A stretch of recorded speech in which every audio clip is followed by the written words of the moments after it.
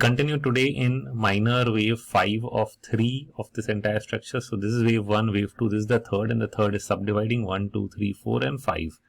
Now yesterday I discussed that since the first and third waves are almost equal to each other, if the fifth also does an equality move, then we end up closer to the 10,380 or 10,400 mark in this move itself.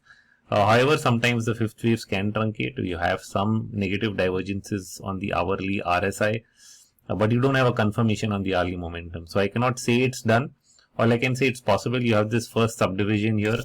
Either this means that the fifth is complete at today's high in the morning because you're very close to the top end of the channel. You didn't really touch it. Or this ends up being a subdivision, which means this is 1 of 5, 2 of 5, 3, 4, 5, and you'll eventually touch 10,400 and then only pause.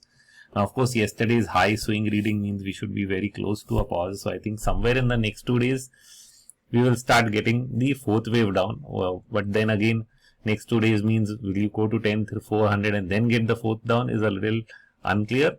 But if you watch hourly momentum, probably you can take some advance cue from there. So you're seeing tightening of bands and a loss of momentum, of course. So there are some indications that it should happen from here itself and probably not stretch higher. So I would think that you probably correct first and then only go higher. You might not get the full extension in the fifth, but that's just my judgment.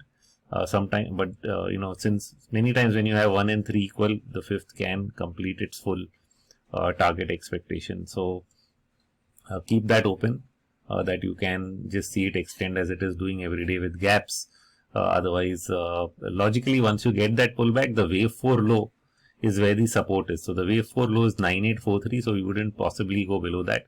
If we take an overall retracement of this move, then we would end up looking at, say, just take a retracement of the third wave from here. So you have two retracements, 23% and 38%. 23% would be close to around 9886, again close to the fourth wave low. And 38% would end up being near this gap, which is closer to around 9723. So you would retest the gap. So that would be a very steep cut. I think 23% appears normal at this stage. So if this 3 is completed here, then the fourth simply pulls back to around 9880. And then you get the fifth up is what should be the basic expectation.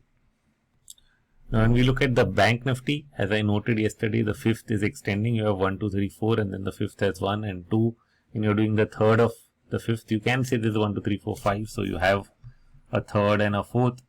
And you can go into 5 up, and this parallel channel really allows you to extend all the way to, so I think that this is what this is indicating is that banking stocks continue to, do better than Nifty, which is what they are doing percentage wise.